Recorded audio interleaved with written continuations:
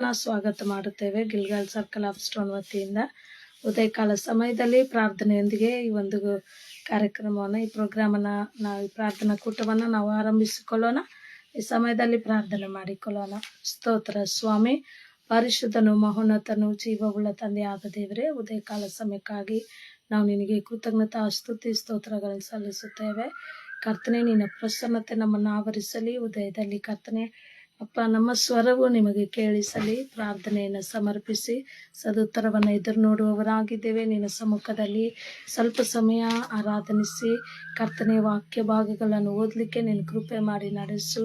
ನಿನ್ನ ವಾಕ್ಯದೊಂದಿಗೆ ನಮ್ಮೊಟ್ಟಿಗೆ ಮಾತನಾಡು. ನೀನು ಮಾತ್ರ ಮಹಿಮೆ ಹೊಂದು. ಕರ್ತನೆ, ನಿನ್ನ ಕರಗಳಿಗೆ ಒಪ್ಪಿಸಿಕೊಡುತ್ತೇವೆ, ಯೇಸು ನಾಮದಲ್ಲಿ ತಂದೆ, ಆಮೇನ್. ಸಮಯದಲ್ಲಿ ಕರ್ತನನ್ನು ಆರಾಧಿಸುವ ಹಾಗೆ ನಾವು ಕೆಲವೊಂದು ಹಾಡುಗಳನ್ನ ಆಡಿಕೊಂಡು ದೇವರ ನಾಮವನ್ನು ಗಡಪಡಿಸಿಕೊಳ್ಳುವವರಾಗಿರೋಣ. ನುಡಿಯುವ ದೇವರು ನೀನೇನಯ್ಯ, ನೀ ನುಡಿದರೆ ನ ಕೇಳುವೆ. ನುಡಿಯುವ ದೇವನು ನೀನೇನಯ್ಯ, ನೀ ನುಡಿದರೆ ನ ಕೇಳುವೆ. ನೀ ನುಡಿದರೆ ನನ್ನಾತ್ಮವು ಚೈತನ್ಯ ಹೊಂದುವುದು. ನೀ ನುಡಿದರೆ ನನ್ನಾತ್ಮವು ಚೈತನ್ಯ ಹೊಂದುವುದು. ನುಡಿಯುವ ದೇವನು ನೀನೇನಯ್ಯ, ನೀ ನುಡಿಯಲು ನ ಕೇಳುವೆ. ನುಡಿಯುವ ದೇವನು ನೀನೇನಯ್ಯ, ನೀ ನುಡಿಯಲು ನ ಕೇಳುವೆ. ಆದಾಮನೊಂದಿಗೆ ನುಡಿದಿರುವೆ, ನುಡಿದು ದಿನವು ಹರ್ಷಿಸಿದೆ. ಆದಾಮನೊಂದಿಗೆ ನುಡಿದಿರುವೆ, ನುಡಿದು ದಿನವು ಹರ್ಷಿಸಿದೆ. ನನ್ನಲ್ಲಿ ನುಡಿದು ಹರ್ಷಿಸು ನೀನು, ನನ್ನಲ್ಲಿ ನುಡಿದು ಹರ್ಷಿಸು ನೀನು. ನಿನ್ನಲ್ಲಿ ಹರ್ಷಿಸುವೆ ನಾ, ನಿನ್ನಲ್ಲಿ ಹರ್ಷಿಸುವೆ. ನುಡಿಯುವ ದೇವನು ನೀನೇನಯ್ಯ, ನೀ ನುಡಿಯಲು ನ ಕೇಳುವೆ. ನುಡಿಯುವ ದೇವನು ನೀನೇನಯ್ಯ, ನೀ ನುಡಿಯಲು ನ ಕೇಳುವೆ. ಅಬ್ರಾಮನೊಂದಿಗೆ ನುಡಿದಿರುವೆ, ಆಶೀರ್ವದಿಸಿ ನಡೆಸಿರುವೆ. ಅಬ್ರಾಮನೊಂದಿಗೆ ನುಡಿದಿರುವೆ, ಆಶೀರ್ವದಿಸಿ ನಡೆಸಿರುವೆ. ನನ್ನಲ್ಲಿ ನುಡಿದು ಏಳಿಗೆ ನೀಡು, ನನ್ನಲ್ಲಿ ನುಡಿದು ಏಳಿಗೆ ನೀಡು. ನಿನ್ನಲ್ಲೇ ಬೆಳೆಯುವೆನು ನಾ, ನಿನ್ನಲ್ಲೇ ಬೆಳೆಯುವೆನು. ನುಡಿಯುವ ದೇವನು ನೀನೇನಯ್ಯ, ನೀ ನುಡಿಯಲು ನ ಕೇಳುವೆ. ನುಡಿಯುವ ದೇವನು ನೀನೇನಯ್ಯ, ನೀ ನುಡಿಯಲು ನ ಕೇಳುವೆ. ಮೋಶೆಯೊಂದಿಗೆ ನುಡಿದಿರುವೆ, ಇಸ್ರಾಯೇಲ್ ಜನರ ನಡೆಸಿರುವೆ. ಮೋಶೆಯೊಂದಿಗೆ ನುಡಿ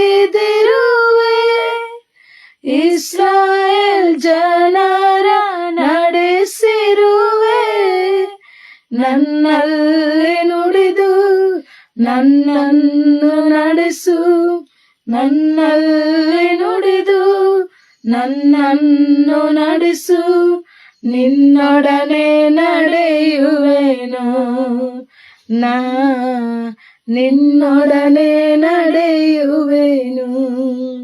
ನುಡಿಯುವ ದೇವನು ನೀನೇನಯ್ಯ, ನೀ ನುಡಿಯಲು ನ ಕೇಳುವೆ. ನುಡಿಯುವ ದೇವನು ನೀನೇನಯ್ಯ, ನೀ ನುಡಿಯಲು ನ ಕೇಳುವೆ.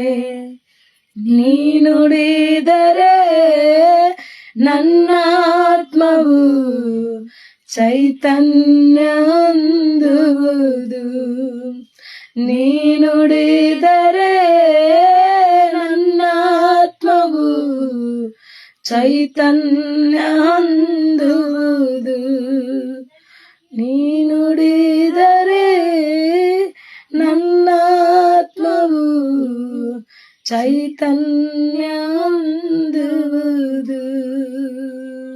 ಸ್ತೋತ್ರ ಯೇಸುವೆ, ಸ್ತೋತ್ರ. ನಿನ್ನ ಪ್ರಸನ್ನತೆಗಾಗಿ ಸ್ತೋತ್ರಯ್ಯ ಕರ್ತನೆ, ನಿನ್ನ ಪ್ರಸನ್ನತೆ ನಮ್ಮ ಮಧ್ಯದಲ್ಲಿ ಚಲಿಸುವುದಕ್ಕಾಗಿ ಸ್ತೋತ್ರ. ಈ ಉದಯ ಕಾಲ ಸಮಯಕ್ಕಾಗಿ ಸ್ತೋತ್ರಯ್ಯ. ನಾವು ನಿನ್ನನ್ನು ಘನಪಡಿಸುತ್ತೇವೆ ಕರ್ತನ ಆತ್ಮನೇ, ಸ್ತೋತ್ರ. Thank you Jesus. Hallelujah, hallelujah. ಸ್ತೋತ್ರ ಕರ್ತನೇ, ಸ್ತೋತ್ರಪ್ಪ, ಸ್ತೋತ್ರ. Thank you Jesus. ಹಲ್ಲೆಲೂಯ. ದೇವರ ಆತ್ಮನೇ ನಮ್ಮ ಮೇಲೆ ನೀ ಚಲಿಸಯ್ಯ, ದೇದಾಗಿರುವ ಕ್ರಮವಿಲ್ಲದೆ ಇರುವ ಎಲ್ಲವನ್ನು ಸರಿಪಡಿಸಯ್ಯ. ದೇವರ ಆತ್ಮನೇ ನಮ್ಮ ಮೇಲೆ ನೀ ಚಲಿಸಯ್ಯ, ನಿರಿದಾಗಿರುವ ಕ್ರಮವಿಲ್ಲದೆ ಇರುವ ಎಲ್ಲವನ್ನು ಸರಿಪಡಿಸಯ್ಯ.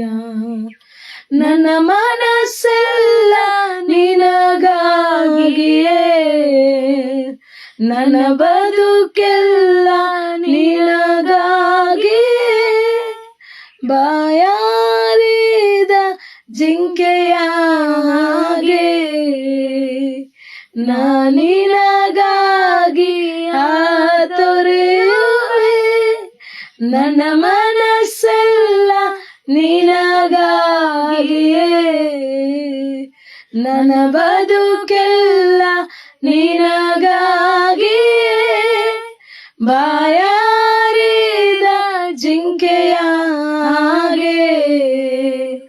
ನಾನಿನಗಾಗಿ ಹಾತೊರೆಯುವೆ. ದೇವರ ಆತ್ಮನೇ ನಿಮ್ಮನ್ನೇ ಆರಾಧಿಸುವೆ, ನಿನ್ನ ಚಿತ್ತವ ತಿಳಿಸು, ನಿನ್ನ ವಾಕ್ಯವ ಕಲಿಸು, ನಿನ್ನ ಮಾರ್ಗದೋಳು ನನ್ನ ನಡೆಸು. ದೇವರ ಆತ್ಮನೇ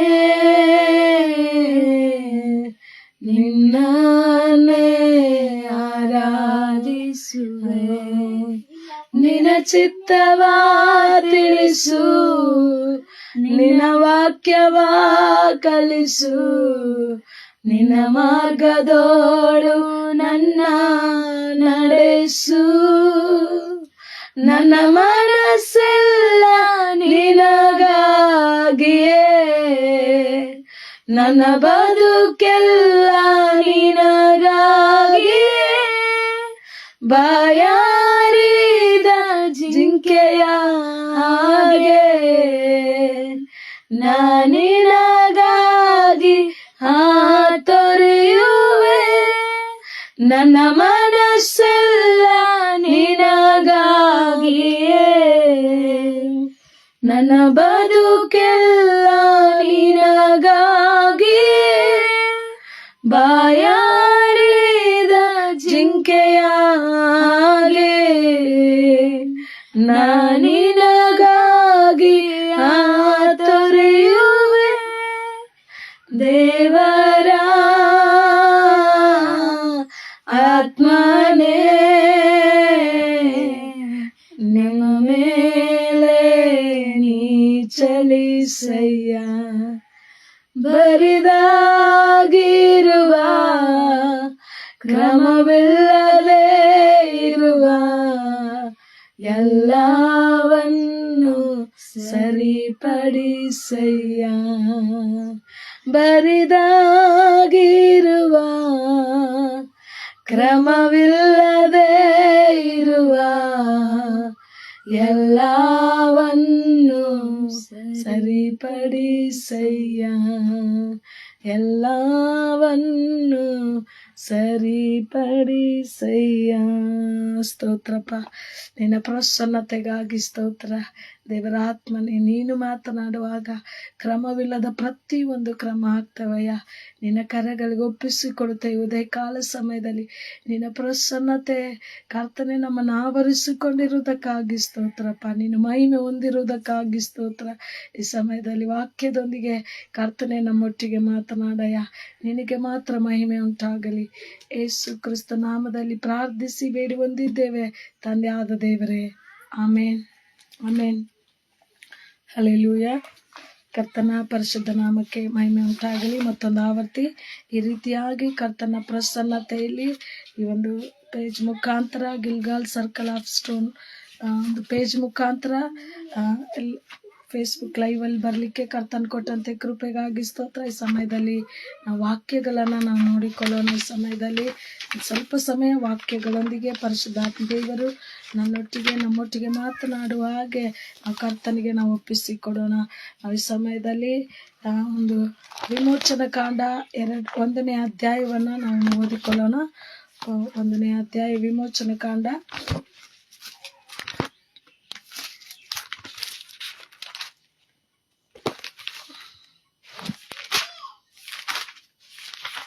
1ನೇ ಅಧ್ಯಾಯ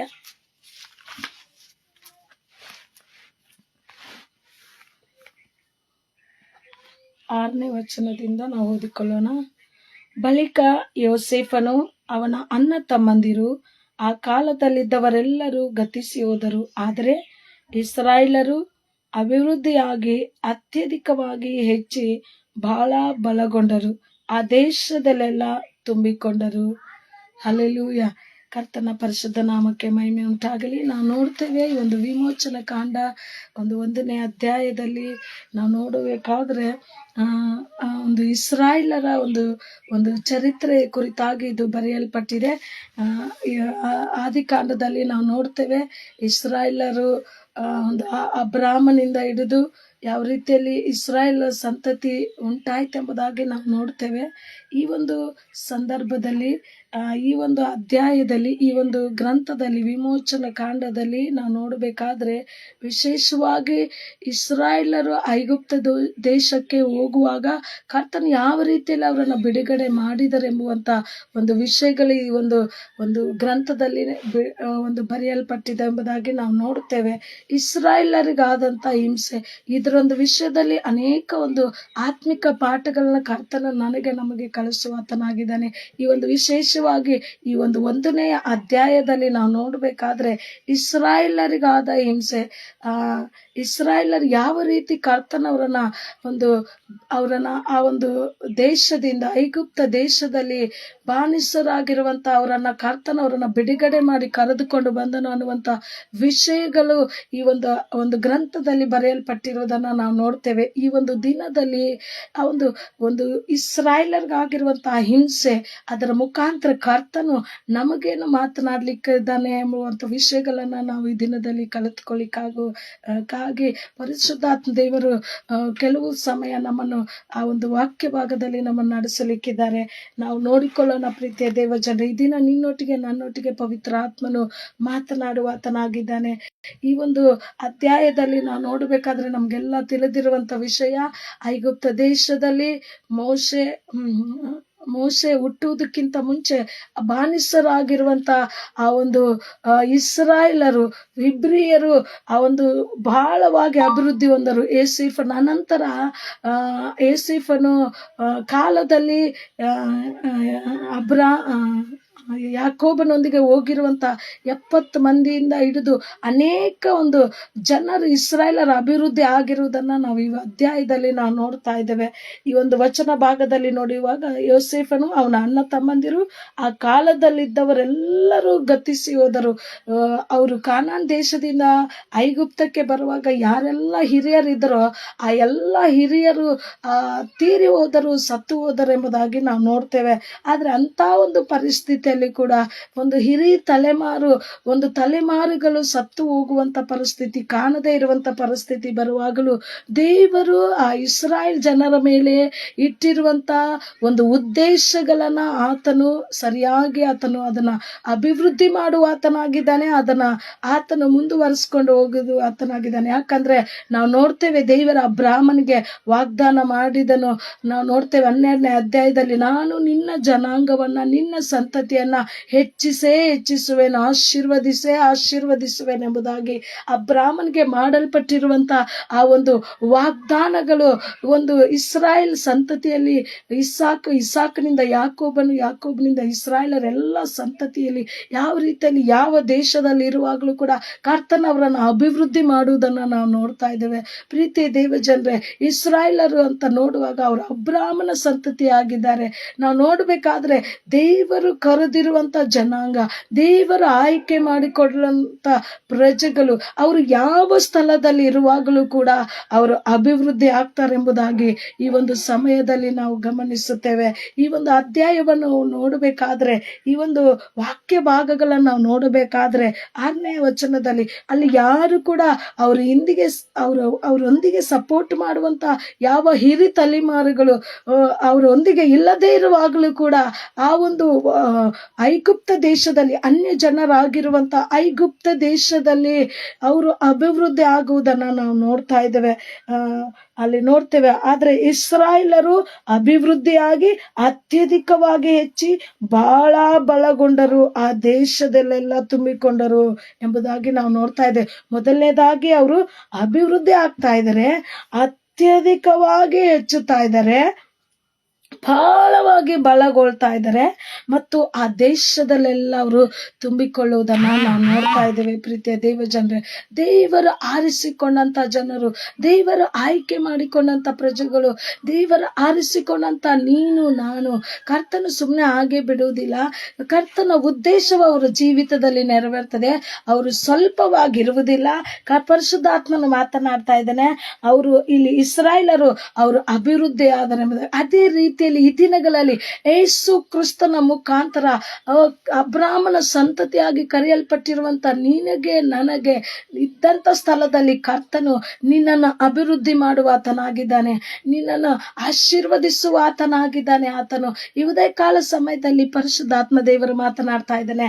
ಅವರು ಅಭಿವೃದ್ಧಿ ಆದರಂತೆ ಅವ್ರಿಗೆ ಸಪೋರ್ಟ್ ಯಾರು ಇಲ್ಲ, ಆ ಹಿರಿ ತಲೆಮಾರು ಯಾರು ಇಲ್ಲ, ಆದ್ರೂ ಕೂಡ ಆ ಒಂದು ಇಸ್ರಾಯೇಲರು ಅಭಿವೃದ್ಧಿ ಆಗಿರುವುದನ್ನ ನಾವು ನೋಡ್ತಾ ಇದ್ದೇವೆ. ಯಾರ ಒಂದು ಸಪೋರ್ಟ್ ಇಲ್ಲದೇನೆ ದೇವರು ಆಯ್ಕೆ ಮಾಡಿಕೊಳ್ಳಲ್ಪಟ್ಟಂತ ಜನಾಂಗ ಅವರು ಅಭಿವೃದ್ಧಿ ಆಗುವುದನ್ನ ನಾವು ನೋಡ್ತಾ ಇದ್ದೇವೆ. ಅದು ಬೇರೆ ದೇಶದಕ್ಕೆ, ಐಗುಪ್ತ ದೇಶದಲ್ಲಿ, ಅನ್ಯ ಜನರಾಗಿರುವಂತ ಐಗುಪ್ತ ದೇಶದಲ್ಲಿ ಅವರು ಅಭಿವೃದ್ಧಿ ಆಗ್ತಾ ಇದ್ದಾರೆ. ನಾವು ನೋಡ್ತೇವೆ, ಅತ್ಯಧಿಕವಾಗಿ ಹೆಚ್ಚುತ್ತಾ ಇದ್ದಾರೆ ಅವರು, ಮತ್ತು ಬಹಳ ಬಲಗೊಳ್ತಾ ಇದ್ದಾರೆ.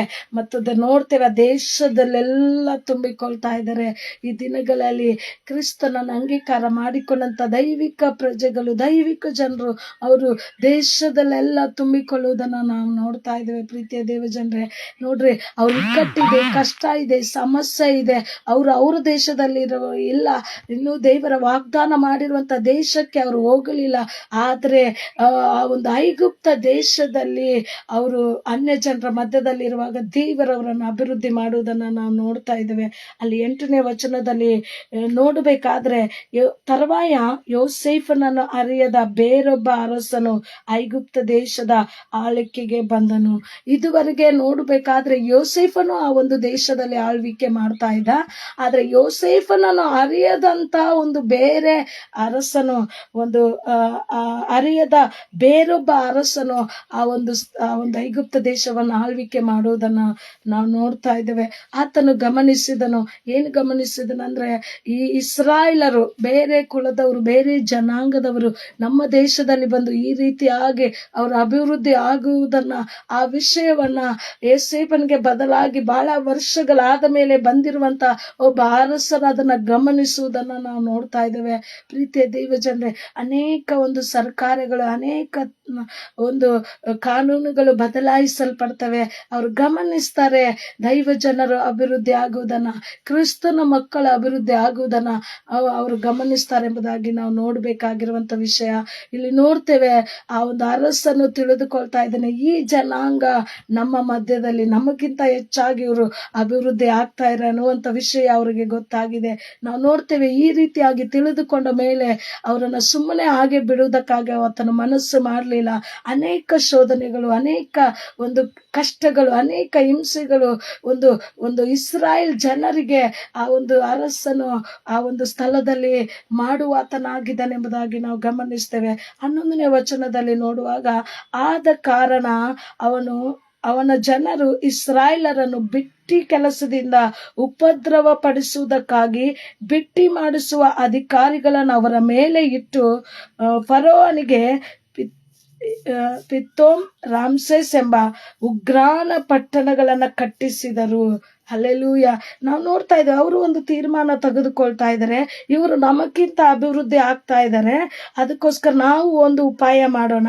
ಅದೇನಂದ್ರೆ, ಇವರನ್ನ ಹಿಂಸೆ ಮಾಡೋಣ, ಇವರನ್ನ ಬಾಧಿಸೋಣ, ಇವರನ್ನ ಗಲಿಬಿಲಿ ಪಡಿಸೋಣ, ಇವ್ರಿಗೆ ಭಾರವಾದ ಹೊರೆಗಳನ್ನ ಹಾಕೋಣ ಎಂಬುದಾಗಿ ಅವರು ಅಂದುಕೊಳ್ಳುವುದನ್ನ ನಾವು ನೋಡ್ತಾ ಇದ್ದೇವೆ. ನಾವು ನೋಡಬೇಕಾದ್ರೆ ಅವ್ರ ಮೇಲೆ ಭಾರವಾದ ಹೊರೆಗಳು, ಅವ್ರ ಮೇಲೆ ಮಣ್ಣಿನ ಕೆಲಸ ಮಾಡಿಸೋದು, ಇಟ್ಟಿಗೆಗಳ ಕೆಲಸ ಮಾಡೋದು, ಆ ಒಂದು ಉಗ್ರಾಣಗಳನ್ನ ಕಟ್ಟಿಸೋದು, ಆ ಒಂದು ಪ್ರಾಂತ್ಯಗಳನ್ನ ಕಟ್ಟಿಸುವಂತ ಒಂದು ಕೆಲಸವನ್ನ ಇಸ್ರಾಯೇಲ್ ಜನರ ಮೇಲೆ ಭಾರವಾಗಿ ಹೇರಿದರು ಮತ್ತು ಭಾರವಾಗಿ ಅವ್ರಿಗೆ ಆ ಒಂದು ಭಾರವನ್ನ ಹಾಕಿದರು ಎಂಬುದಾಗಿ ನಾವು ನೋಡ್ತಾ ಇದ್ದೇವೆ. ಪ್ರೀತಿಯ ದೇವಜನರೇ, ನೋಡ್ರಿ,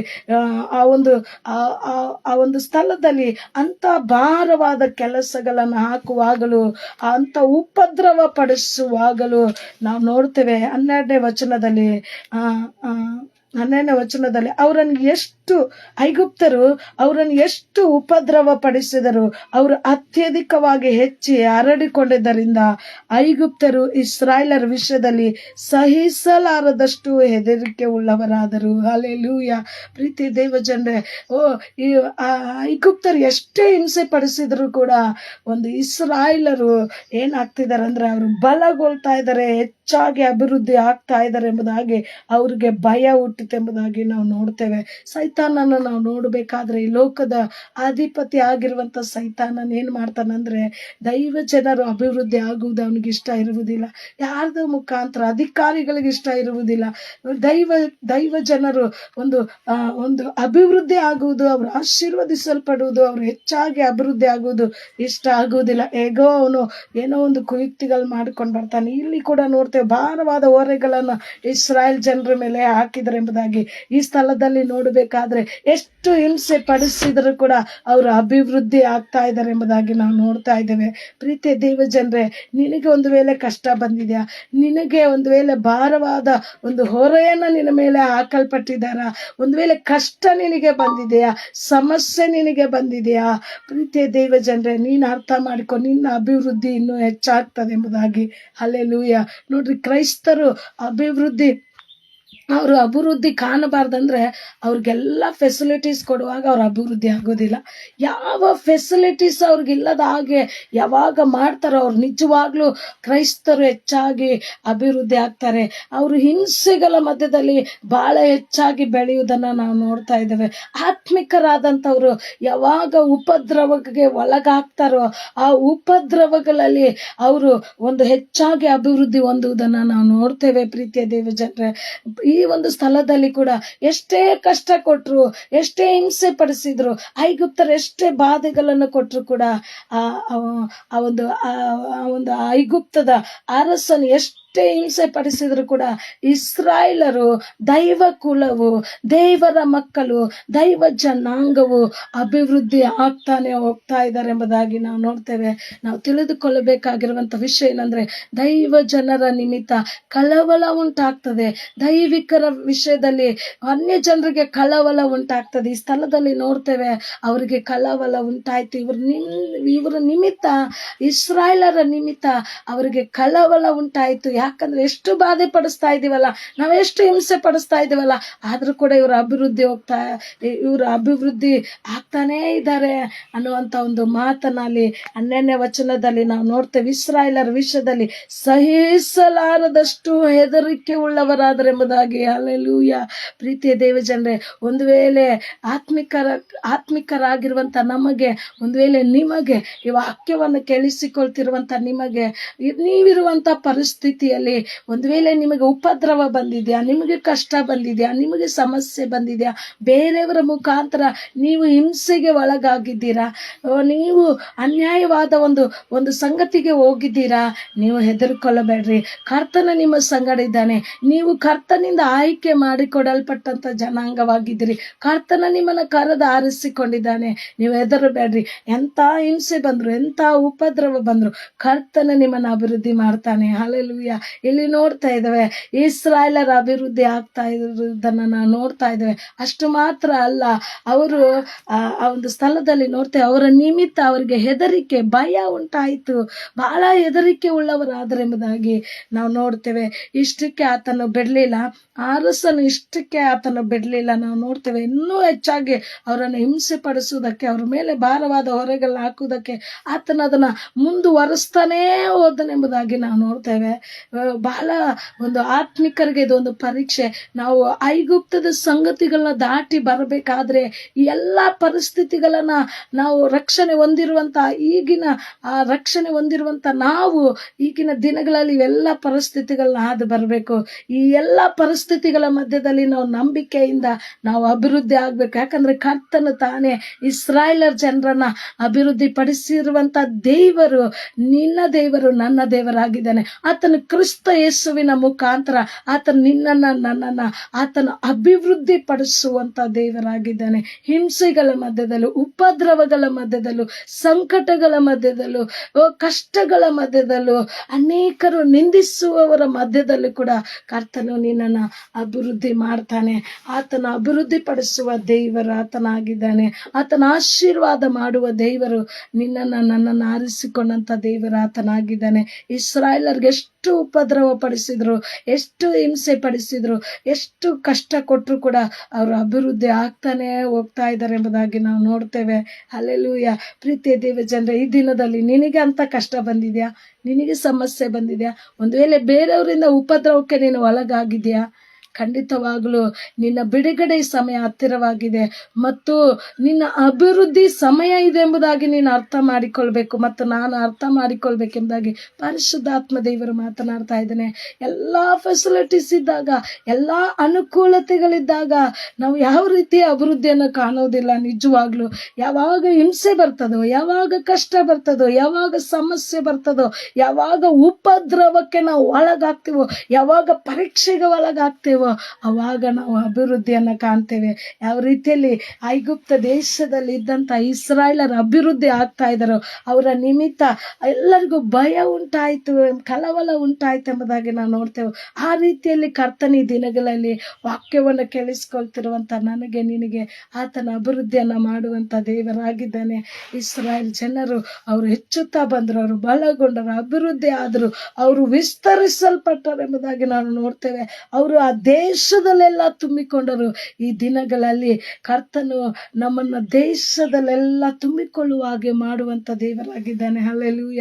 ಇಷ್ಟಕ್ಕೆ ಮುಗಿಲಿಲ್ಲರಿ, ನಾವು ನೋಡ್ತೇವೆ. ಇನ್ನು ಮುಂದೆ ನೋಡಬೇಕಾದ್ರೆ ಇನ್ನೊಂದು 2 ವಿಷಯಗಳು ಹೇಳಿದ್ದೇನೆ, ನಾವು ಮುಗಿಸ್ಕೊಳ್ಳೋಣ.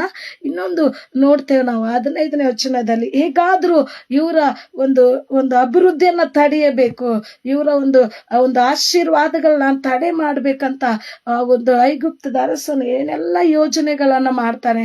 ಈ ದಿನಗಳಲ್ಲಿ ದೈವ ಜನರ ಅಭಿವೃದ್ಧಿ ಆಗುವುದು, ಒಂದು ಕ್ರಿಸ್ತನ ಮಕ್ಕಳು ವಿಸ್ತರಿಸಲ್ಪಡುವುದು ತಡೆಯಬೇಕಂತ ಒಂದು ಸೈತಾನನ ಅನೇಕ ತಂತ್ರಗಳನ್ನ ಹಾಕ್ತಾನೆ, ಅನೇಕ ಕಾನೂನುಗಳನ್ನ ತರ್ತಾನೆ. ಆದ್ರೂ ಕೂಡ ದೈವ ಜನರ ಅಭಿವೃದ್ಧಿ ಆಗ್ತಾನೆ ಹೋಗ್ತಾರೆ. ಕ್ರಿಸ್ತನ ಅಂಗೀಕಾರ ಮಾಡಿಕೊಂಡವರು ಅವ್ರ ಆಶೀರ್ವಾದ ಹೊಂದುತ್ತಾನೆ ಹೋಗ್ತಾರೆ, ಅವರು ಬಲಗೊಳ್ತಾನೆ ಹೋಗ್ತಾರೆ, ಅವರು ವಿಸ್ತರಿಸಲ್ಪಡ್ತಾರೆ, ಅವರು ಭೂಮಿಯಲ್ಲೆಲ್ಲ ತುಂಬಿಕೊಳ್ತಾರೆ ಎಂಬುದಾಗಿ ನಾವು ನೋಡ್ತೇವೆ. ಈಗ ಇಷ್ಟಕ್ಕೆ ಮುಗಿಲಿಲ್ಲ, ಆತನ ಭಾರವಾದ ಹೊರೆಗಳನ್ನ ಹಾಕಿ ಅವರನ್ನ ಹಿಂಸೆ ಪಡಿಸ್ತಾನೆ ಇದ್ದಾನೆ. ಒಂದು ಕಡೆ ಇಸ್ರಾಯೇಲರು, ದೈವ ಕುಲವು ಅದು ಅಭಿವೃದ್ಧಿ ಆಗ್ತಾನೆ ಹೋಗ್ತಾ ಇದೆ ಎಂಬುದಾಗಿ ನಾವು ನೋಡ್ತೇವೆ. ಹಲ್ಲೆಲೂಯ. ಪ್ರೀತಿಯ ದೈವ ಜನರೇ, ಪರಿಶುದ್ಧಾತ್ಮನ್ ಮಾತನಾಡ್ತಾ ಇದ್ದಾನೆ. ನಾವು ಇನ್ನೊಂದು ವಿಷಯವನ್ನು ನೋಡ್ಕೊಳ್ಳ. ಅದೇ ರೀತಿಯಲ್ಲಿ 15ನೇ ವಚನದಿಂದ ನಾವು ನೋಡ್ಬೇಕಾದ್ರೆ ಆತನ ಅಲ್ಲಿಗೆ ಮುಗಿಸಲಿಲ್ಲ. ಹೇಗಾದ್ರೂ ಈ ದೈವ ಕುಲವನ್ನ ನಾವು ನಾಶ ಮಾಡಬೇಕೆಂಬುದಾಗಿ ಆತನು ಇನ್ನೊಂದು ಒಂದು ಸಂಗತಿಯನ್ನ ಆತನು ಮಾಡ್ತಾನೆ. ನಾವು 15ರಿಂದ ನಾವು ಓದಿಕೊಳ್ಳೋಣ. ಇದಲ್ಲದೆ ಐಗುಪ್ತ ದೇಶದ ಅರಸನು ಸಿಫ್ರಾ ಫೋಗ ಎಂಬ ಇಬ್ರಿಯ ಸೂಲಗಿತ್ತಿಯರ ಸಂಗಡ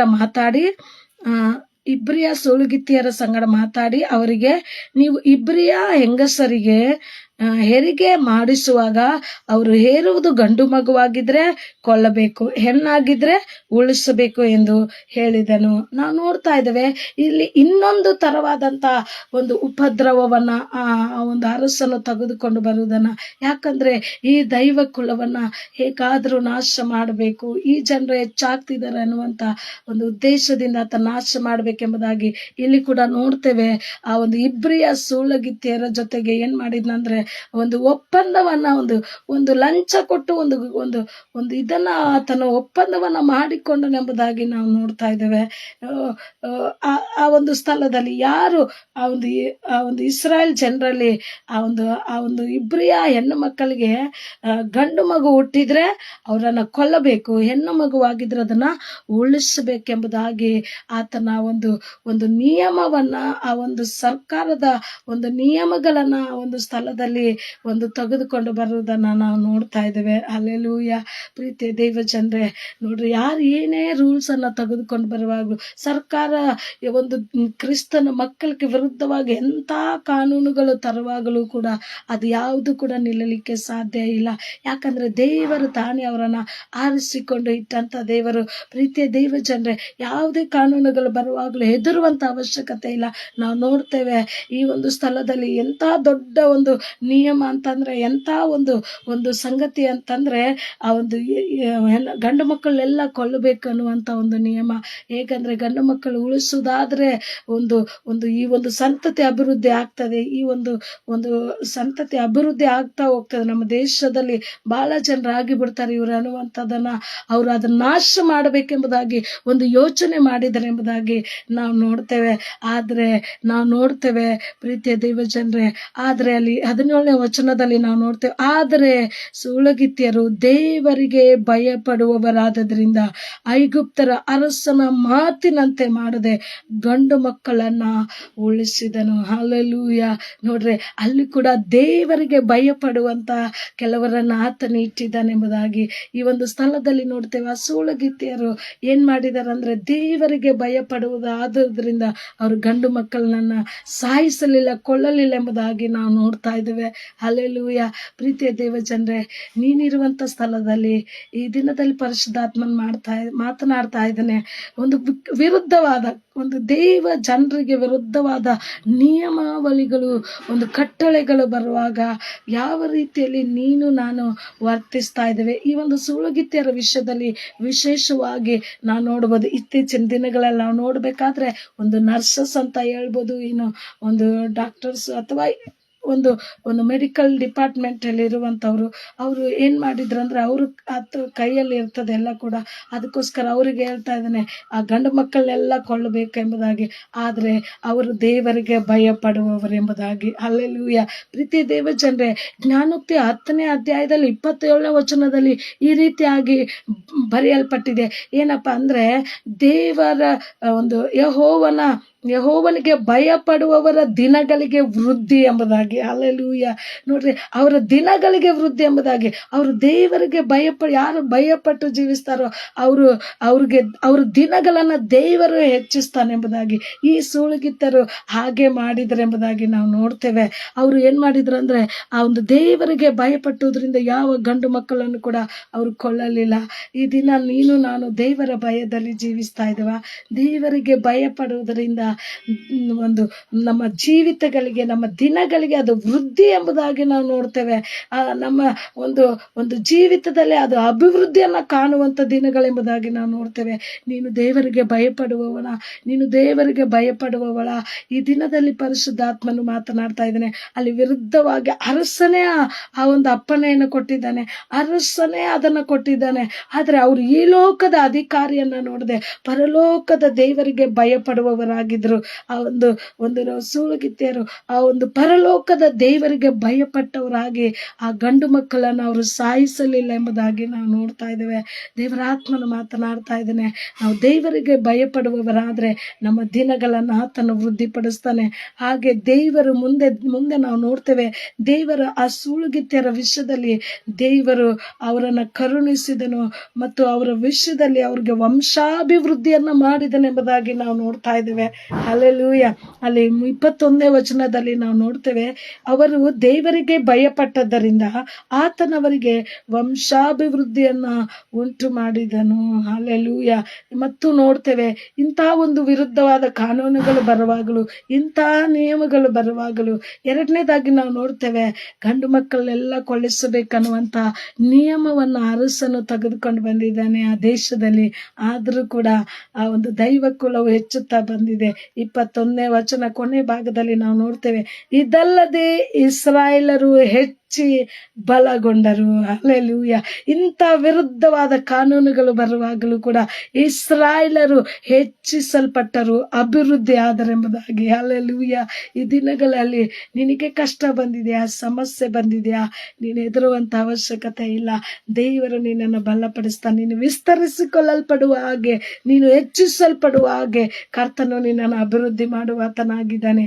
ಯಾವಾಗ ಹಿಂಸೆಗೆ ಒಳಗಾಗ್ತಾರೋ, ಯಾವಾಗ ಕಷ್ಟ ಬರ್ತದೋ, ವಿಶೇಷವಾಗಿ ನಾವು ಆತ್ಮಿಕವಾಗಿ ಇನ್ನೂ ಹೆಚ್ಚಾಗಿ ಅಭಿವೃದ್ಧಿ ಆಗ್ತೇವೆ. ಈ ದಿನಗಳಲ್ಲಿ ನೋವಿದೆಯಾ, ನಿನಗೆ ಸಂಕಟ ಇದೆಯಾ? ಪ್ರೀತಿಯ ದೇವರ ಮಗಳೇ, ಇಸ್ರಾಯೇಲರ ಅಂತ ನೋವಿನ ಮಧ್ಯದಲ್ಲಿ, ಅಂತ ಕಷ್ಟದ ಮಧ್ಯದಲ್ಲಿ ಅವರು ಅಭಿವೃದ್ಧಿ ಆಗಿದ್ದಾರೆ. ಕರ್ತನು ನಿನ್ನನ್ನು ಅಭಿವೃದ್ಧಿ ಮಾಡ್ತಾನೆ. ಅಂತ ಇಕ್ಕಟ್ಟಿನ ಪರಿಸ್ಥಿತಿಯಲ್ಲಿ ನೋಡ್ರಿ, ಗಂಡು ಮಕ್ಕಳೆಲ್ಲ ಕೊಲ್ಲಿಸಬೇಕನ್ನುವಂತ ಒಂದು ಕಾನೂನು ಬಂದಿತ್ತು. ಆದರೂ ಕೂಡ ಅವರು ದೇವರಿಗೆ ಭಯಪಟ್ಟದರಿಂದ ಆ ಒಂದು ಸಂಗತಿಯನ್ನು ಅವರು ಮಾಡಲಿಲ್ಲ. ಅವ್ರನ್ನ ದೇವರ ಆಶೀರ್ವದಿಸಲು ಅವ್ರಿಗೆ ವಂಶಾಭಿವೃದ್ಧಿಯನ್ನ ಮಾಡ್ತಾ ಇದ್ದಾನೆ, ಅವ್ರಿಗೆ ವಂಶಾಭಿವೃದ್ಧಿಯನ್ನ ಮಾಡಿದ್ದಾನೆ ಎಂಬುದಾಗಿ ನಾವು ನೋಡ್ತೇವೆ. ಇಂಥ ಒಂದು ನಿಯಮಗಳು, ಇಂಥ ಒಂದು ಕಾನೂನುಗಳು, ಇಂಥ ಒಂದು ಇಕ್ಕಟ್ಟಿನ ಪರಿಸ್ಥಿತಿಗಳು ಬರುವಾಗಲೂ ಕರ್ತನು ನಿನ್ನನ್ನು ನನ್ನನ್ನು ಅಭಿವೃದ್ಧಿ ಮಾಡುವಾತನಾಗಿದ್ದಾನೆ. ಅಲ್ಲಿ ಕೆಳಗಿನ ವಚನ ಇನ್ನೊಂದು ವಿಷಯ ನೋಡ್ತೇವೆ. ಇಷ್ಟಕ್ಕೆ ಮುಗಿಸಲಿಲ್ಲ, ಭಾರವಾದ ಹೊರೆಗಳನ್ನ ಹಾಕಿದ್ರು, ಉಪದ್ರವ ಪಡಿಸಿದ್ರು. ಅವರು ಒಂದು ರಾಮ್ಸೆಸ್ ಮತ್ತು ಪಟ್ಟಣಗಳನ್ನು, ಉಗ್ರಾಣಗಳನ್ನು ಕಟ್ಟಲಿಕ್ಕೆ ಅವರನ್ನ ಭಾರವಾದ ಹೊರೆಗಳು ಇಸ್ರಾಯೇಲ್ ಮೇಲೆ ಹಾಕಿದ್ರು. ಆಮೇಲೆ ಎರಡನೇದಾಗಿ ನೋಡ್ತೇವೆ, ಅವರ ಅಭಿವೃದ್ಧಿ ಹೊಂದದ ಹಾಗೆ ಇಸ್ರಾಯೇಲರು ದೈವ ಕುಲ ಅಭಿವೃದ್ಧಿ ಹೊಂದದ ಹಾಗೆ ಎಲ್ಲ ಗಂಡು ಮಕ್ಕಳನ್ನೆಲ್ಲ ಕೊಳ್ಳಿಸಬೇಕಂತ ನಿಯಮ ಬಂದ್ರು. ಅವರು ದೇವರಿಗೆ ಭಯಪಟ್ಟದರಿಂದ ಅದನ್ನು ಸಂಗತಿಯನ್ನ ಮಾಡದೇ ಇದ್ದಾಗ ದೇವರವರನ್ನ ವಂಶಾಭಿವೃದ್ಧಿಯನ್ನ ಮಾಡಿದನೆಂಬುದಾಗಿ ನಾವು ನೋಡ್ತೇವೆ. ಇನ್ನೊಂದು ವಿಷಯವನ್ನ ನಾವು ನೋಡಿಕೊಳ್ಳೋಣ. 22ನೇ ವಚನದಲ್ಲಿ ಇಲ್ಲಿಗೆ ಆತನು ಮುಗಿಸಲಿಲ್ಲ, ಇನ್ನೊಂದು ನಿಯಮಗಳನ್ನ ನಾವು ತೆಗೆದುಕೊಂಡು ಬರ್ತಾನೆ ಆ ಒಂದು ದೇಶದಲ್ಲಿ. 22ನೇ ವಚನದಲ್ಲಿ ನಾವು ನೋಡ್ತೇವೆ, ತರುವಾಯ ಫರೋಹನು ತನ್ನ ಜನರಿಗೆಲ್ಲ ಇಬ್ರಿಯರ ಗಂಡು ಕೂಸುಗಳೆಲ್ಲ ನೈಲ್ ನದಿಯಲ್ಲಿ ಹಾಕಬೇಕು, ಹೆಣ್ಣು ಕೂಸುಗಳೆಲ್ಲ ಉಳಿಸಬೇಕು ಎಂದು ಆಜ್ಞೆ ಮಾಡಿದನು. ಹಲ್ಲೆಲೂಯ. ಈಗ ಗೊತ್ತಾಗ್ಬಿಡ್ತಲ್ಲ, ಅರಸನಿಗೆ ಗೊತ್ತಾಗಿಬಿಡ್ತು ಯಾವ ಗಂಡು ಕೂಸುಗಳು ಕೂಡ ಕೊಳ್ಳಲಿಲ್ಲ ಅಂತ. ಆದ್ರೆ ಈಗ ಒಂದು ಕಠಿಣವಾದ ರೂಲನ್ನು ಆತನು ತೆಗೆದುಕೊಂಡು ಬರ್ತಾ ಇದ್ದಾನೆ. ಆ ಗಂಡು ಕೂಸುಗಳನ್ನೆಲ್ಲ ನೈಲ್ ನದಿಯಲ್ಲಿ ಬಿಟ್ಟು ಬಿಡಬೇಕು ಅವರನ್ನ. ಅಂದ್ರೆ ಆ ನೈಲ್ ನದಿಯಲ್ಲಿ ಅವ್ರಿಗೆ ಬಲಿಯಾಗಿ ಅರ್ಪಿಸಬೇಕು. ಅವರು ನೈಲ್ ನದಿಯನ್ನ ಆರಾಧಿಸುವಂತ ಒಂದು ಜನಾಂಗ ಅವ್ರು ಆಗಿದ್ರು. ಅದಕ್ಕೋಸ್ಕರ ನೈಲ್ ನದಿಗೆ ಅವ್ರು ಏನ್ ಮಾಡ್ಬೇಕಂದ್ರೆ ಅವರು ಅದನ್ನ ಕೊಡಬೇಕು ಗಂಡು ಮಕ್ಕಳನ್ನ ಅನ್ನುವಂತ ಒಂದು ನಿಯಮಾವಳಿಗಳನ್ನ, ಒಂದು ಕಟ್ಟಳೆಗಳನ್ನ ಆ ಒಂದು ಐಗುಪ್ತ ದೇಶದಲ್ಲಿ ತೆಗೆದುಕೊಂಡು ಬಂದರು ಎಂಬುದಾಗಿ ನಾವು ನೋಡ್ತೇವೆ. ಹಲ್ಲೆಲೂಯ. ಇಂಥ ಒಂದು ಸಂದರ್ಭದಲ್ಲಿ ಕೂಡ ನಾವು ನೋಡ್ತೇವೆ. 2ನೇ ಅಧ್ಯಾಯ 1ನೇ ವಚನದಲ್ಲಿ ನೋಡುವಾಗ ಅಲ್ಲಿ ಮೇಲೆ ಹೆಡ್ಲೈನ್ ನೋಡ್ತೇವೆ, ಮೋಶೆಯ ಜನನವು ಬಾಲ್ಯವು ಎಂಬುದಾಗಿ ನಾವು ನೋಡ್ತೇವೆ. ಇಂಥ ಕಠಿಣವಾದ ಪರಿಸ್ಥಿತಿಯಲ್ಲಿ ದೇವರು ಒಂದು ಅಧಿಕಾರಿಯನ್ನ, ಒಂದು ನಾಯಕನನ್ನ ಆ ಒಂದು ಸ್ಥಳದಲ್ಲಿ ಆ ಒಂದು ಜನಿಸಿ ಬರುವುದನ್ನ ನಾವು ನೋಡ್ತಾ ಇದ್ದೇವೆ. ಹಲ್ಲೆಲೂಯ. ಇಕ್ಕಟ್ಟಿನ ಪರಿಸ್ಥಿತಿಯಲ್ಲಿ, ಕಷ್ಟದ ಮಧ್ಯದಲ್ಲಿ, ಅನೇಕ ಒಂದು ಪರಿಸ್ಥಿತಿಗಳ ಮಧ್ಯದಲ್ಲಿ ದೇವರು ತನ್ನ ಒಂದು ಉದ್ದೇಶವನ್ನ, ತನ್ನ ಒಂದು ಜನರ ಮೇಲೆ ಇಟ್ಟಿರುವಂತ ಒಂದು ಕಾರ್ಯಗಳನ್ನ ಮಾಡುವುದಕ್ಕಾಗಿ ಆತನು ತನ್ನ ಯೋಜನೆಗಳನ್ನ ಸ್ಥಾಪಿಸುವಂತ ದೇವರಾಗಿದ್ದಾನೆ. ಕಷ್ಟ ಇದೆಯಾ, ಸಮಸ್ಯೆ ಇದೆಯಾ? ಕ್ರೈಸ್ತರಿಗೆ ಹೆಚ್ಚಾಗಿ ಕಷ್ಟಗಳು ಬರುವಾಗ, ಸಮಸ್ಯೆ ಬರುವಾಗ ಅವರು ಅಭಿವೃದ್ಧಿ ಆಗ್ತಾರೆ. ಈ ಲೋಕದ ಯಾವ ಸರ್ಕಾರವಾಗಲಿ, ಯಾವ ನಿಯಮಾವಳಿಗಳಾಗಲಿ ಅವ್ರನ್ನ ತಡೆ ಇಡ್ಲಿಕ್ಕೆ ಆಗೋದಿಲ್ಲ. ಯಾಕಂದ್ರೆ ಅವ್ರ ಅಭಿವೃದ್ಧಿ ಹೊಂದುತ್ತಾನೆ ಹೋಗ್ತಾರೆ. ಎಷ್ಟು ಒಂದು ವಿರುದ್ಧವಾದ ಕಾನೂನುಗಳು ಬರ್ತಾವೋ ಅವ್ರು ಅಷ್ಟು ಹೆಚ್ಚಾಗಿ ಅಭಿವೃದ್ಧಿ ಹೊಂದಲ್ಪಡ್ತಾರೆ. ಈ ದಿನಗಳಲ್ಲಿ ಕ್ರೈಸ್ತರು ಹೆದರ್ಕೊಳ್ಳುವಂತ ಅವಶ್ಯಕತೆ ಇಲ್ಲ. ದೈವ ಕುಲವು ಹೆದರ್ಕೊಳ್ಳುವಂತ ಅವಶ್ಯಕತೆ ಇಲ್ಲ. ಆ ನಿಯಮಗಳು ಬರ್ತವೆ, ಕಠಿಣವಾದ ದಿನಗಳು ಬರ್ತಾವಂತ ದೇವರ ವಾಕ್ಯ ಹೇಳ್ತದೆ. ಆದರೆ ಆ ಒಂದು ಕಠಿಣವಾದ ದಿನಗಳ ಮಧ್ಯದಲ್ಲಿ ದೇವರು ತಾನೇ ದೈವ ಕುಲವನ್ನ ಕಾಪಾಡುವಾತನಾಗಿದ್ದಾನೆ. ಆತನು ರಕ್ಷಿಸುವಾತನಾಗಿದ್ದಾನೆ. ಆತನು ದೈವ ಕುಲವನ್ನ ಅಭಿವೃದ್ಧಿ ಪಡಿಸುವಂತ ದೇವರ ಆತನಾಗಿದ್ದಾನೆ. ಹಲ್ಲೆಲೂಯ. ಪ್ರೀತಿಯ ದೇವ ಜನರೇ, ನೀನಂತ ಹಿಂಸೆದಲ್ಲಿ ಹಾದು ಹೋಗ್ತಾ ಇದ್ರೆ, ನೀನಂತ ಕಷ್ಟದಲ್ಲಿ ಹಾದು ಹೋಗ್ತಾ ಇದ್ರೆ, ನಿನ್ನ ಅಭಿವೃದ್ಧಿ ಈ ಒಂದು ಸಮಯದಲ್ಲಿ ಎಂಬುದಾಗಿ ನೀನು ಅರ್ಥ ಮಾಡಿಕೊಳ್ಬೇಕೆಂಬುದಾಗಿ ನಾವು ನೋಡ್ತೇವೆ. ಈ ಒಂದು ನೋಡ್ಬೇಕಾದ್ರೆ ಇಂತಹ ಕಷ್ಟದ ಪರಿಸ್ಥಿತಿಯಲ್ಲಿ ಏನಾಗ್ತಿದೆ ಅಂದ್ರೆ, ಅಲ್ಲಿ ಒಬ್ಬ ಇಸ್ರಾಯೇಲರನ್ನ ಬಿಡುಗಡೆ ಮಾಡುವಂತ ನಾಯಕನನ್ನ ಕರ್ತನ ಎಬ್ಬಿಸುವುದನ್ನ ನಾವು ನೋಡ್ತಾ ಇದ್ದೇವೆ. ಇಸ್ರಾಯೇಲರನ್ನ ಬಿಡುಗಡೆ ಮಾಡುವ ನಾಯಕನು ಮೋಶೆ ಹುಟ್ಟಿ ಬರುವುದನ್ನ ನಾವು ನೋಡ್ತೇವೆ. 2ನೇ ಅಧ್ಯಾಯ 1ನೇ ವಚನದಲ್ಲಿ ನೋಡ್ಬೇಕಾದ್ರೆ, ಹೀಗಿರುವಲ್ಲಿ ಲೇವಿಯ ವಂಶಸ್ಥನಾದ ಒಬ್ಬ ಮನುಷ್ಯನು ಲೇವಿಯ ಕುಲದ ಕನ್ನಿಕೆಯನ್ನು ಮದುವೆ ಮಾಡಿಕೊಂಡನು. ಆಕೆ ಗರ್ಭಿಣಿಯಾಗಿ ಗಂಡು ಮಗನನ್ನು ಹೆತ್ತು ಅದು ಚೆಲುವಾದ ಕೂಸೆಂದು ತಿಳಿದು 3 ತಿಂಗಳು ಬಚ್ಚಿಟ್ಟಳು. ಆಕೆ ಅದನ್ನು ಇನ್ನೂ ಹೆಚ್ಚು ಕಾಲ ಮರೆ ಮಾಡಲಾರದೆ ಆಪಿನ ಪೆಟ್ಟಿಗೆಯನ್ನು ತೆಗೆದುಕೊಂಡು ಜೇಡಿ ಮಣ್ಣನ್ನು ರಾಳವನ್ನು ಹಚ್ಚಿ ಕೂಸನ್ನು ಅದರಲ್ಲಿ ಮಲಗಿಸಿ ನೈಲ್ ನದಿಯ ಅಂಚಿನಲ್ಲಿರುವ ಜಮ್ಮು ಹುಳಿನಲ್ಲಿ ಇಟ್ಟಳು. ಹಲ್ಲೆಲೂಯ. ನೋಡ್ರಿ, ಇದಕ್ಕೊಂದು ಯೋಜನೆ ನೋಡ್ರಿ. ಅಂತ ಒಂದು ಕಠಿಣ ಪರಿಸ್ಥಿತಿಯಲ್ಲಿ ಒಂದು ಮೋಶೆ ಜನನವು ಆಗುವುದನ್ನು ನಾವು ನೋಡ್ತಾ ಇದ್ದೇವೆ. ಹಲ್ಲೆಲೂಯ. ಇಸ್ರಾಯೇಲರ ನಾಯಕನ, ಇಸ್ರಾಯೇಲರನ್ನ ಬಿಡುಗಡೆ ಮಾಡುವ ಒಬ್ಬ ನಾಯಕನನ್ನ ದೇವರು ಕಳಿಸಿಕೊಡುವುದನ್ನ ನಾವು ನೋಡ್ತಾ ಇದ್ದೇವೆ. ಹಲ್ಲೆಲೂಯ. ನಾವು ಮುಂದೆ ಓದಬೇಕಾದ್ರೆ 2ನೇ ಅಧ್ಯಾಯದಲ್ಲಿ ಓದಬೇಕಾದ್ರೆ ಯಾವ ರೀತಿಯಲ್ಲಿ ಆ ತಾಯಿ ಆ ಒಂದು ಮಗುವನ್ನ ರಕ್ಷಣೆ ಮಾಡ್ತಾಳೆ, ಯಾವ ರೀತಿಯಲ್ಲಿ ಮೋಶೆಯನ್ನ ಒಂದು ಅದೇ ವಿರುದ್ಧವಾದಂತ ಅಧಿಕಾರದಲ್ಲಿ, ವಿರುದ್ಧವಾದ ಕಾನೂನು ಇರುವಂತ ಆ ಒಂದು ಪ್ರಭುತ್ವ ಇರುವಂತ ಆ ಒಂದು ಸ್ಥಳದಲ್ಲಿ, ಆ ಅರಸನ ಮನೆಯಲ್ಲಿ ಆತನ ಪೋಷಣೆ ಆಗುವುದಕ್ಕೆ ದೇವರು ಒಪ್ಪಿಸಿಕೊಟ್ಟನೆಂಬುದಾಗಿ ಈ ಕಾರ್ಯಗಳು ನೋಡಬೇಕಾದ್ರೆ ದೇವರ ಯೋಜನೆಗಳು, ದೇವರ ಆಲೋಚನೆಗಳು ಅತ್ಯುನ್ನತವಾಗಿವೆ. ಆತನು ತನ್ನನ್ನು ಆರಿಸಿಕೊಂಡವ್ರಿಗಾಗಿ ಆತನು ಏನೆಲ್ಲ ಕಾರ್ಯಗಳನ್ನ ಮಾಡ್ತಾನೆಂಬುದಾಗಿ ನಾವು ನೋಡುತ್ತೇವೆ. ಪ್ರೀತಿಯ ದೇವಜನರೇ, ಈ ದಿನ ಕರ್ತನು ನನ್ನನ್ನು ಆರಿಸಿಕೊಂಡಿದ್ದಾನೆ. ಇಕ್ಕಟ್ಟಿನ ಪರಿಸ್ಥಿತಿಯಲ್ಲ ಮಧ್ಯದಲ್ಲಿ ನೀನು ಹಾದು ಹೋಗ್ತಾ ಇದ್ರೆ ನೀನು ಎದುರುವಂತ ಅವಶ್ಯಕತೆ ಇಲ್ಲ. ಕರ್ತನು ನಿನ್ನನ್ನು ಅಭಿವೃದ್ಧಿ ಪಡಿಸ್ತಾನೆ. ಅಂತ ಪರಿಸ್ಥಿತಿಯಲ್ಲಿ ದೈವ ಕುಲವು ಅಭಿವೃದ್ಧಿ ಆಗ್ತದೆ, ದೈವ ಜನರು ಅಭಿವೃದ್ಧಿ ಆಗ್ತಾರೆ. ಅದು ವೈಯಕ್ತಿಕವಾಗಿ, ಅದು ಸಭೆಯಾಗಿ ಮತ್ತು ಒಂದು ಸಾಮೂಹಿಕವಾಗಿ ಬಹಳವಾಗಿ ಕೂಡ ನಾವು ಅಭಿವೃದ್ಧಿ ಆಗ್ತೇವೆ ಅನ್ನುವಂಥ ವಿಷಯಗಳ ಪವಿತ್ರಾತ್ಮ ದೇವರು ಈ ದಿನದಲ್ಲಿ ತಿಳಿಸ್ತಾ ಇದ್ದೇನೆ.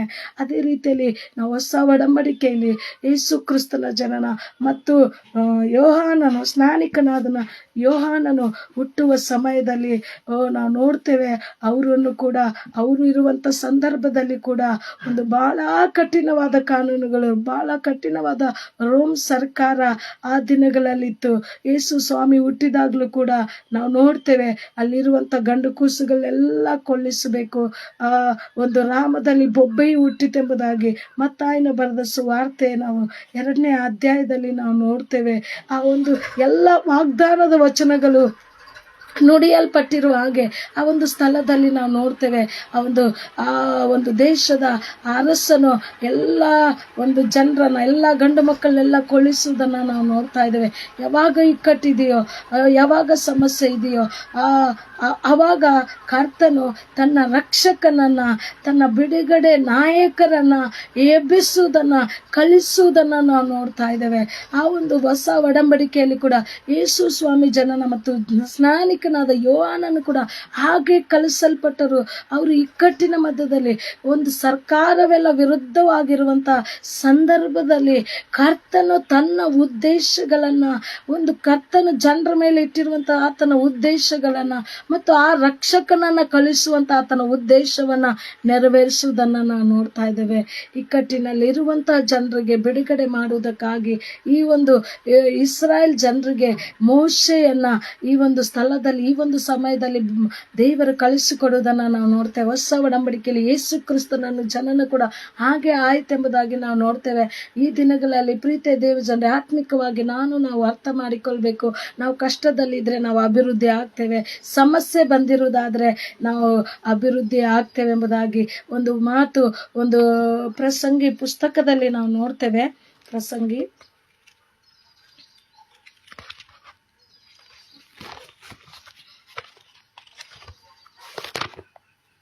7ನೇ ಅಧ್ಯಾಯ 12ನೇ ವಚನವನ್ನು ನೋಡಿಕೊಳ್ಳೋಣ.